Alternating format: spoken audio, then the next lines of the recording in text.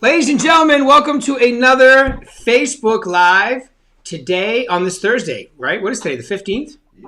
Halfway through April, which is halfway through the first month of the second quarter. I don't know if any of you are thinking like that, but I always think like that. It's very important to keep track of where you are. Speaking of keeping track of where you are, we are very fortunate today from the St. Rose office in Las Vegas, Rookie of the Year, which is not easy to do in this state because we have about 1,100 and something agents. So welcome to the show, Andrew. Good job, man. Hey, Rick. Thanks for having me. My pleasure, man. So tell them a little about yourself. Start off with like what you did before real estate, maybe about your three wonderful kids. Just tell us a little about you, and then we'll get right into the goodies. Yeah, I'd love to do that. Married to a husband to my wife, Jennifer Kosloske. Have three little kids, 6, 5, and 2, and we're done forever. So it's girl, boy, girl, Lillian, Maxwell, and Harper. Before I got into real estate, we moved back from LA, Sacramento area, about 3 years ago, and I sold cars when I first got here to Las Vegas. I sold cars for CarMax. Ended up selling a car to a beautiful young lady by the name of Wanda Conrad. So if you're out there watching, hey, thank you for purchasing that car from me. And I remember when we were in the signing room, she said, honey, this is the last car you're ever going to sell because you're going to go sell houses now. And I thought that, at that time I was making good money and I was just spending a lot of time in the dealership. She basically really encouraged and followed up with me.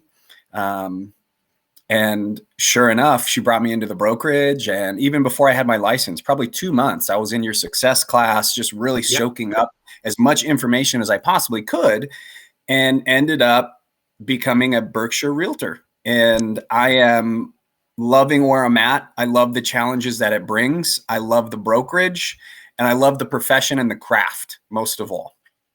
Yes. And and it's funny because you mentioned Success Series, because I remember seeing you in the hallway and you up the staircase and you telling me what you were going to do once you got license came in, and I was like, great, I can't wait. Now I have heard that story before.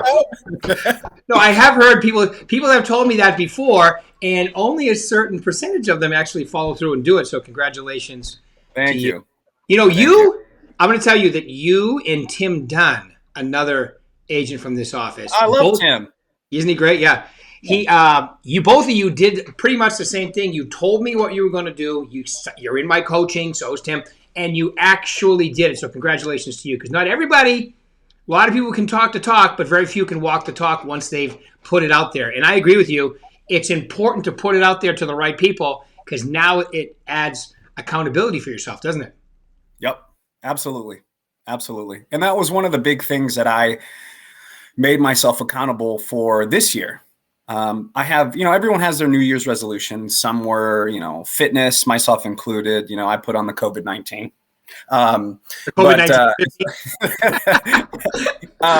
But as far as like business, one of the major things that I am trying to make myself accountable to is, not to say no to opportunity and really make myself available. Because I mean, based on my first year, I don't know what the future holds, but what I'm super excited. But, if an opportunity comes up, I'm not going to say no, because I want to grow just as much as anyone else does. Right. I love it. So now, let's be brutally honest. You started off, it started off for you a little slow, right? But then you kicked into gear. Tell them, I think it's important for them to hear your process, because a lot of people get started and they never get to the magic, and that's the numbers with NAR too. So tell them a little about your process so they can hear that it was frustrating before it became pretty cool. No, it was more than just frustrating. I mean, I was in your coaching class as soon as I had my license, as soon as I was like actually able to sign up with you. I mean, so you were there every step of the way and you heard my frustrations, on a biweekly basis, So the first thing going into this, I quit my career at CarMax probably a little bit earlier than I should have. But what are you going to do with all that motivation, right? There's got to be some sort of outward expression of how you feel on the inside, right? So I was just super motivated. I was ready to go. My license took longer than what was quoted to me from the division. So they gave me X amount of time it should be in. It took like another 3 or 4 weeks. Then once I got it, I didn't see any traction at all I didn't sell anything for the first 3 months of me being in real estate. Nothing, no leads. I mean, one rental, no listings, no appointments, just nothing but some expired listings, some phone numbers, my SOI, and a bunch of grit. And once I got going, it was at like that time that I put in the trenches there. I look back at it and I was like, I needed that. I needed to feel what that it was basically a learning moment, right? And if you can withstand that, or if you can go through that period, I got myself that win. And at that moment it clicked and it gave me that confidence that, hey, you know what? I can actually do this. And you just got to go through the motions. It's going to take some time. So if you're out there watching and you just started, it does take time. I mean, there are agents who get that deal lined up, ready to go. There are those agents that, pick up a phone call and call an expired or knock on a neighbor's door and they're ready to go too. It's all circumstantial, but what I set out to do is to build a business for the long term.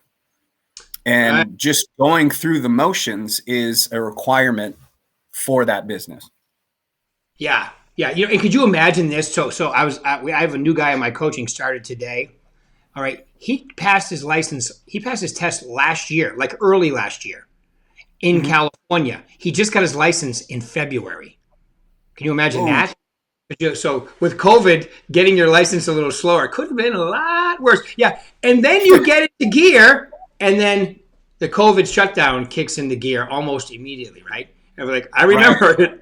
I remember it. Yep. Yeah. It was one of those things where I realized everyone's dealing with it. Yeah. It wasn't just me. Nobody's picking on me. I shouldn't feel bad for myself. Everyone is currently dealing with it. And at that moment in time, I really looked at some top producers in the brokerage, some top producers that I follow on Instagram and their social media. And it's like, these guys are still making a living. These gals are still doing really well. What are they doing? What is it that really sets them apart? And I've come to the determination that it's just discipline. Yeah. It's just discipline. These guys, and I would consider that as, my superpower, just discipline. I don't do anything amazing. I am not a superhero. I don't have just the natural sales skills that a lot of these top producers do. I don't have the experience that a lot of these 15, 20, 30-year realtors do. There's some brand new agents that are way more passionate about it than I am, and motivated. I mean, not to say that I'm not passionate, but they're very motivated, right? They're super motivated. But the one thing that I can confidently do is I can continue to wake up and do what needs to be done, regardless of how I feel, regardless of if I like it or not, and I can just get it done. Yeah. And by doing that, last year was a great year for me. Yeah, it was. Tell me a little about like what do you what is your daily routine as far as creating business for yourself? Sure. Prospect 2 hours every single day. As far as my daily routine, I do have the 3 kids. My wife has her business and her career and she's very motivated about that too. And, I'm of the mindset where if we can't do it together, then it's not worth doing it all. So we have a schedule set up, right? Her business is just as important as mine. Her opinions, how she views the way that I do things with work is very important too. So I have that support system first and foremost, right? I think anyone out there, if you're married in a relationship, if you have kids, if you have responsibilities prior to your real estate business, you really need to come up with some sort of priority in your life, right? My kids, my wife, my family, that's all priority number one. As far as prospecting, I do no less than 2 hours of prospecting every single day. I try to do it in the morning. I try to do expired phone calls, because listings right now, and I know you've said it before in your video series before, listings right now are just a hot commodity. As far as like a sustainable business and a growth model for your business, they're incredible, right? Because you're making someone homeless. You have the opportunity to purchase someone's home, but then at the same time, you're not going to turn down any buyers, right? Right. But as far as what I do on the daily, it's prospecting, follow up, try to build the relationship, call SOI, and just continually move the ball down the field for the contracts that I do have in escrow. Yeah. And sometimes you move the ball down the field in big chunks, and sometimes it's in inches, right? You have big deals, you have small deals. And I know once you got into your pace, once everything opened up a little bit and we all figured out, hey, you know what? The pandemic's going on, but it's not going to slow down the real estate business. You took off, and then that's why you were Rookie of the Year last year. And then this year, give them a little idea of what's happened to you so far this year, because you're on a really killer pace so far.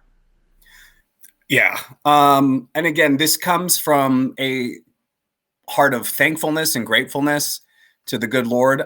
This year, I'm on track to maybe double or triple what I made my first year.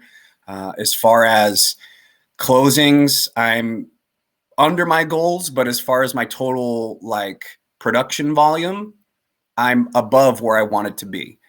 I've sold something that was 150,000, and I wouldn't even say a small deal, right? If you're out there and you consider that a small deal, you really need to change your mindset, because it's a deal, right? And you just gave your professional service to somebody who wanted to purchase something $150,000. And I've sold something that was around 1.6 million. Again, that's not a big deal. That's just, you need to look at all of these as progression and clients that need your service, because it's important. But right now, I'm on track to do really well. Unofficially or officially, I submitted and signed team documents and submitted them to my broker. And we are now creating the Kosloske group. And I'm very excited about that. Yeah. So you can have a couple people on the team and rock and roll. We've talked a lot about that. Mm-hmm. Okay. Yep. The key with starting your own team is that first rock star licensed, in my opinion, assistant who can do a little of everything. And that's important to have. And we've been talking a lot about that. By the way, we haven't talked in a little while. Have you had anybody reach out yet, or are you still looking? I do. And I don't know if she wants me to mention anything, but she did sign her end of she did sign her end of the team documents, and I'm super excited for her. She's extraordinarily passionate about the craft. She is motivated, disciplined, and I'm looking really forward to building a team environment with her. There's lots of different team I guess methods, ideologies. I don't know what you want to call them out there, but mine is going to be, mine, and the way that I see, I really want to partner. I want a partnership. You know what I mean? I don't want to just, I'm not looking for employees. I'm looking for somebody who wants to hop in the trench with me and go to war is a very aggressive saying, but go out and find business, not just somebody there who wants a catcher's mitt and to receive things. I want somebody who wants to go out there with a metal detector to go find all the coins and the cash in the Las Vegas area. I need somebody out there who wants to grow with me. That's a great analogy too. No, I know what you mean by war. It's an aggressive, but you have to be aggressive in this business in order to be good. Not crazy. Well, right now, especially in this market. Yeah, absolutely. Yeah, which is, I've been doing this 36 years. I've never, since, and it really started with the pandemic. I mean, I have said that's a first, maybe 5 or 6 times in the last 14 months, which is kind of crazy. All right, so good. So, so what do you like? What is your goal this year? What would you like to finish at, just so they can get an idea of what that means? I mean, as far as units, 30 units, I think, was my goal at the beginning of the year. Okay. After getting and starting into Q2, I think I can beat that. But that is still the goal. Again,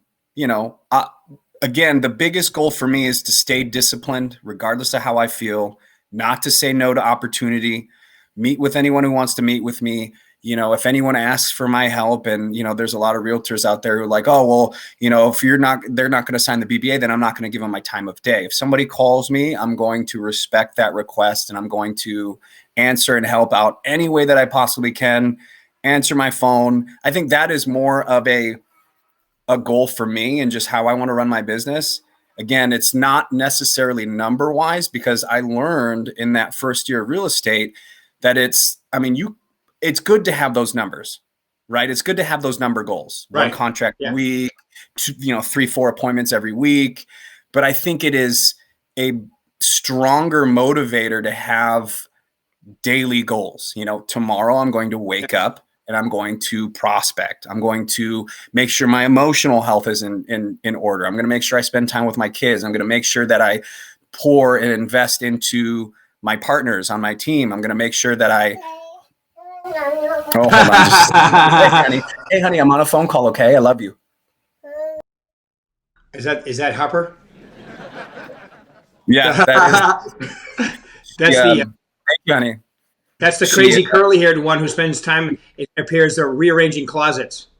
Yeah, she can't reach the banana bread, so she said, "Banana bread up high, snack please." So she wants some banana bread. Yeah, I'll get her some. You know what? I could use some myself, actually.